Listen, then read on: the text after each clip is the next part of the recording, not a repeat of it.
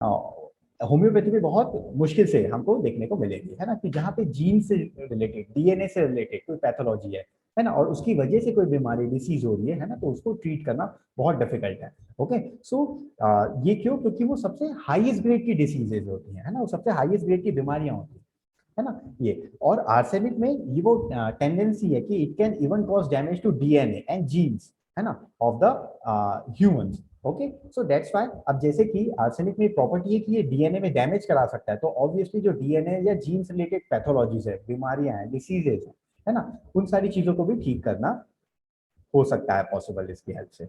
Okay, ये हो गया। सो आज की जो हमारी क्लास है वो उसी पे ही, एक जेनेटिक डिसीज पे ही बेस्ड है। सॉरी, आर्सेनिक क्लास के साथ में आज हम एक जो केस देखने वाले हैं, है ना, सिकल सेल एनीमिया का, वो भी जेनेटिक रिलेटेड ही डिसीज है ना। सो उससे रिलेटेड केस देखेंगे जो हम लास्ट में देखेंगे, उसके पहले हम आर्सेनिक के टॉप पिक्चर कवर करते हैं। Okay, so basic entry points for the arsenic. Okay, कि आर्सेनिक अगर हमको देखने को मिल रहा है तो उसमें बेसिक कम से कम एटलीस्ट ये पॉइंट्स होने ही चाहिए, ठीक है, तब हम क्या आर्सेनिक सोच सकते हैं। या फिर अगर पेशेंट हमारे सामने आया है और हमको ये सारी चीजें मिल रही है, तो हम आर्सेनिक के बारे में सोच सकते हैं। Okay,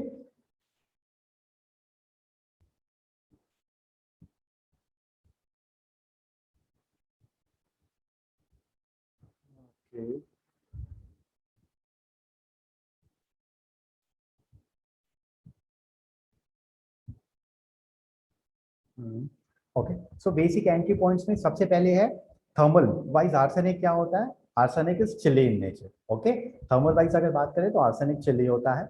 Miasmatically, if we see ना, then basically arsenic covers all the three miasm. So psychosyphilitic remedy. Okay, so it causes all three types of miasmatic complaints: psoric complaints, psychotic complaints, as well as syphilitic complaints.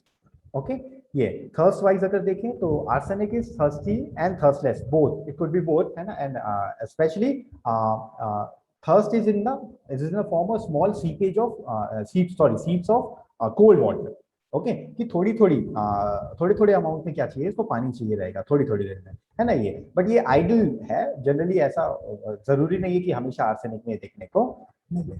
Okay, ये next point is arsenic में कम से कम जो चीजें हमको देखने को मिलनी चाहिए, अगर कोई इंडिविजुअल कोई पेशेंट में हमको ये देखने को मिल रहा है तो हमको आर्सेनिक सोचना है ना, तो उनमें जो एक पॉइंट है वो है कि डिलीजेंट या कंसेंशियसनेस, है ना, दोनों चीजें देखने को मिलनी चाहिए कि आर्सेनिक हमेशा क्या रहता है, डिलीजेंट कंसेंशियस रेमेडी है। ओके, ये अभी जैसे कि पहले की अभी जो पहले के maximum I think attenders old हैं, जो पहले की भी क्लासेस कर चुके हैं हमारी, है ना, तो उनको मैंने पहले की क्लासेस में भी समझाया डिलीजेंसी एंड कंसेंशियसनेस क्या होता है। ओके, ये बेसिक बेसिक चीजें, है ना, जैसे कि थर्मल्स कैसे निकालना है, थर्स कैसे निकालना है, माइज्म क्या है ना, ये सारी क्लासेस हमने पहले कर ली है, तो इसलिए इन सब चीजों को मैं डिटेल में नहीं समझा रहा हूँ आप लोगों को।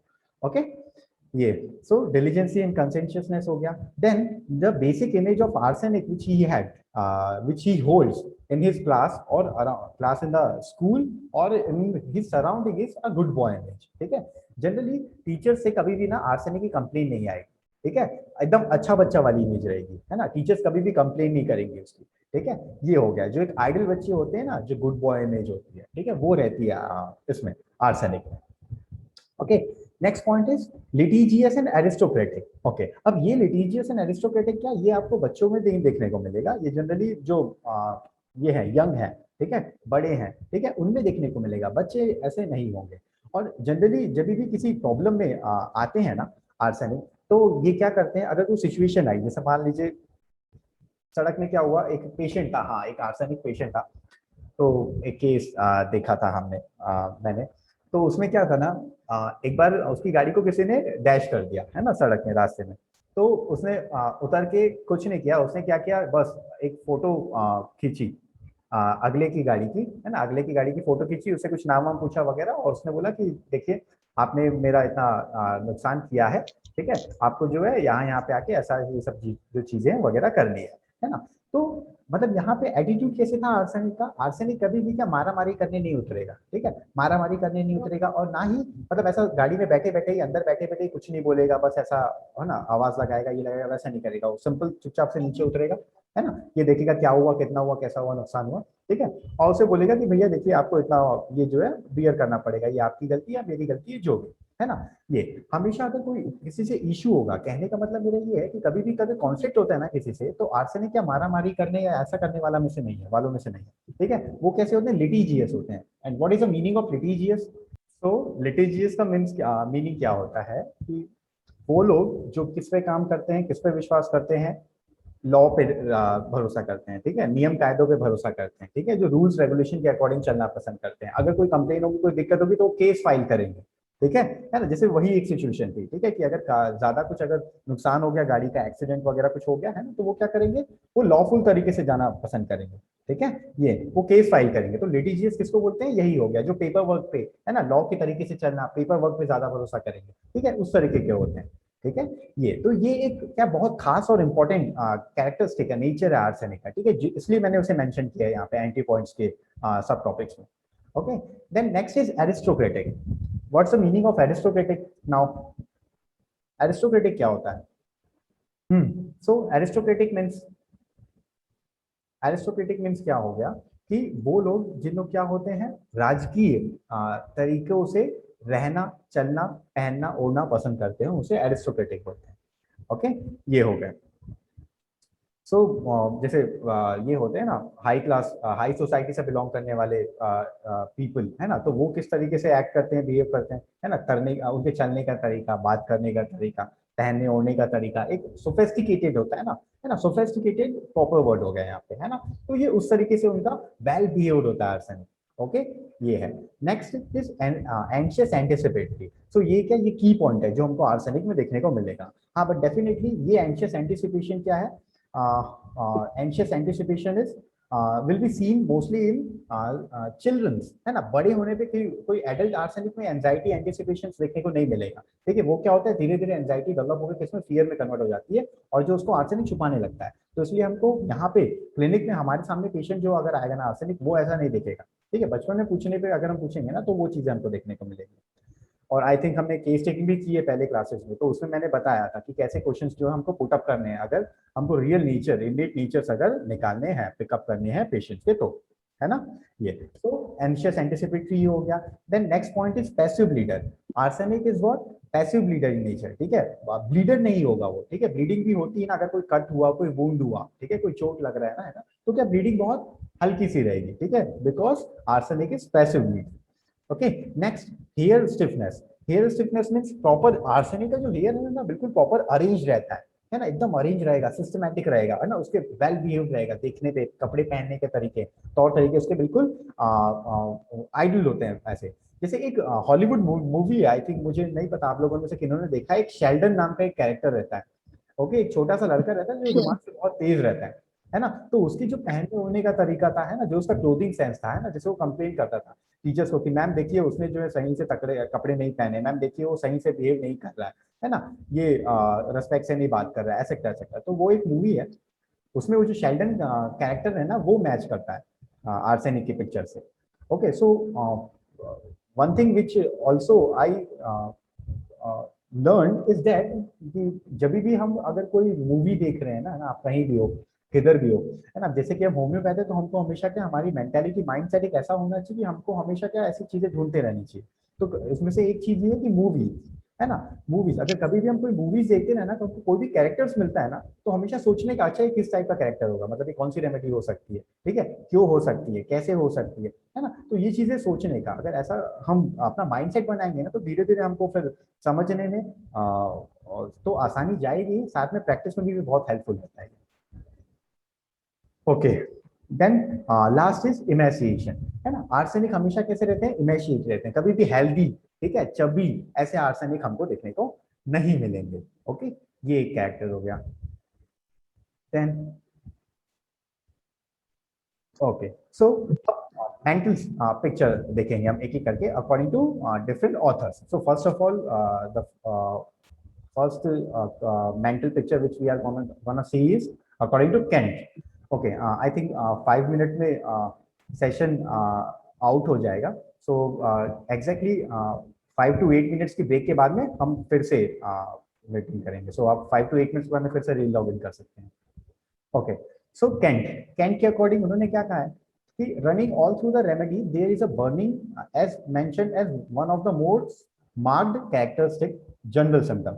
ओके, आर्सेनिक में जो सबसे कैरेक्टरिस्टिक सिम्टम जो हमको देखने को मिलता है, आई थिंक जो हमने अपने कॉलेज डेज में भी पढ़ा है, एस के दुबे और ये जो बेसिक बुक्स थी हमारी, तो उसमें हम ये पढ़ते थे ना कि ट्रायोड ऑफ बर्नर में आर्सेनिक एक आता था, है ना। So that's why the first point mention by Kent is to same as running all through the remedy. There is the burning mentioned as one of its most marked generals.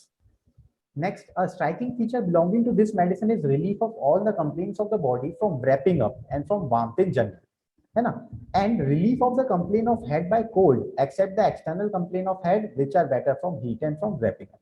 Okay, so ये भी same point है जो क्या कि arsenic की major complaints है ना, major complaints क्या होती हैं, कवरिंग से रिलीफ होती है ना, एक्सेप्ट हेड पार्ट, ठीक है, हेड के नीचे नेक और नेक से नीचे के जितने भी कंप्लेंट्स हैं वो सारे रिलीव होते हैं किससे, बाय कवरिंग, है ना, बाय रैपिंग अप, है ना, except the head complaints. Okay, except the external complaints of the head which are better from heat, है ना, जबकि अगर एक्सटर्नल कंप्लेंट्स है हेड की, है ना, तो वो कंप्लेंट्स कैसी होती हैं, हीट से बेटर होगी, है ना, हीट के कांटेक्ट में आने पे बेटर रहेंगे।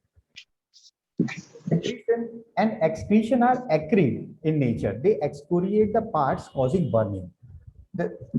कि सिक्रीशन किस तरह का होता है ना, उसका कैरेक्टर कैसे होता है, जितने भी डिस्चार्जेस रहेंगे आर्सेनिक के वो कैसे रहेंगे, एक्सकोरिएटिंग रहेंगे, है ना, एक्सकोरिएटिंग, ठीक है, जितने भी एक्सकोरिएटिंग डिस्चार्ज होते हैं, ठीक है, क्लोथ्स में, है ना, लाइनिंग आ रही है ना, पैचेस आ रहे हैं, ठीक है, मार्क छूट जा रहा है ना, ये सारी चीजें क्या है, इनको एक्सकोरिएटिंग बोलते हैं ना, है ना। तो इससे रिलेटेड रूब्रिक्स क्या मिलेगा हमको, अगर हम कारा में देखेंगे, अपने रिपोर्ट में देखते हैं, चेक करते हैं हम तो वहां पे हमको एक्रिड जो टर्म है ना, वो टर्म से हमको वो सारी चीजें मैच कर सकते हैं। So they excoriate the parts causing burning. The odor of this discharge is putrid in nature, है ना, और odor भी कैसे रहेगा, बहुत स्मेली रहेगा, ठीक है। तो जैसे एक्रिड एंड प्यूट्रिड, माइजमेटिकली ये दोनों क्या हो गए, सिफिलिटिक हो गए, है ना। ये तो जहां पे हमने देखा कि स्टार्टिंग में आर्सेनिक क्या बर्निंग कराता है ना, सोरा हो गया, एक्यूमुलेशन कराता है, साइकोटिक हो गया, है ना, कुछ कुछ चीजें कहीं पे, है ना, and third at last acrid and ये प्यूट्रिड, ये कैरेक्टर्स किसके कौन से माइजम को डिनोट कर रहे हैं, शो कर रहे हैं, इंडिकेट कर रहे हैं, तो वो है सिफिलिटिक, है ना। ये तो इस तरीके से यहाँ पे हम ये देख सकते हैं कि आर्सेनिक में क्या तीनों माइजम देखने को मिलता है, बस मोस्ट प्रोबेबली अगर हम बात करें तो सोरोसिफिलिटिक कहना आर्सेनिक को गलत नहीं होगा, बट एट लास्ट ये ऑल थ्री माइजम्स कवर करता है आर्सेनिक। ओके, ये then arsenic produces a tendency to bleeding.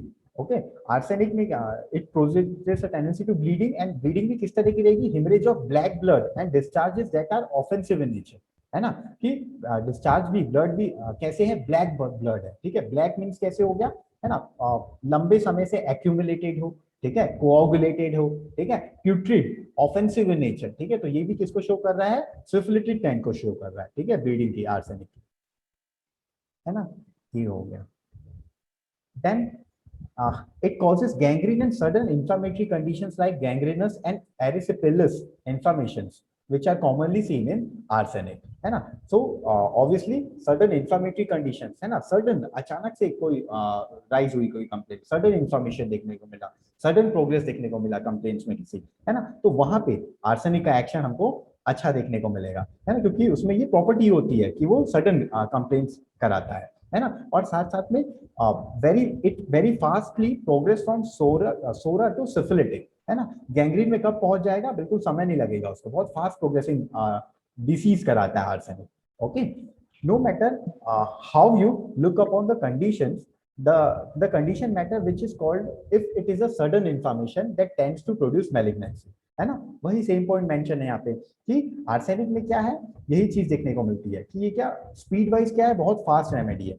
Obviously अब जैसे ये सारी चीजें फास्ट करा है ना, तो उसकी स्पीड कैसी हो गई, फास्ट होगी ना, सडन इन्फॉर्मेशन से क्या बहुत जल्दी मैलिग्नेंसी में लैंड अप हो गए, है ना। तो यहाँ पे ऐसी कंडीशंस में केसेस में हम क्या आर्सेनिक को एक बार सोच सकते हैं।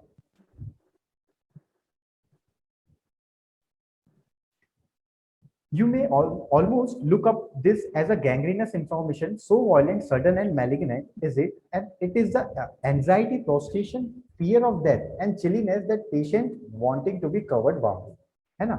ये पॉइंट्स भी सेम वही आगे कंटिन्यू किया उन्होंने, बताया कि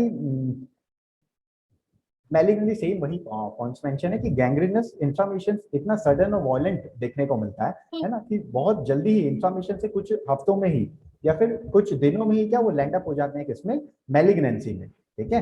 and it has the anxiety, prostration, fear of death, है ना। ये हो गए फिजिकल। साथ में मेंटल कंडीशन स्टेट क्या देखने को मिलता है कि मेंटली पेशेंट जो है क्या रहेगा, बहुत एंशियस रहेगा, ठीक है, एंजाइटी प्लस प्लस रहेगी, ठीक है, प्रोस्ट्रेशन रहेगी मींस फिजिकल वीकनेस रहेगा, फियर ऑफ डेथ रहेगा, ठीक है, and chilliness, the patient wanting to be covered warm, है ना। So all these are the physical points, physical manifestations which we are gonna sorry mental manifestation which we are gonna see with all physical complaints, है ना। ये हो गए।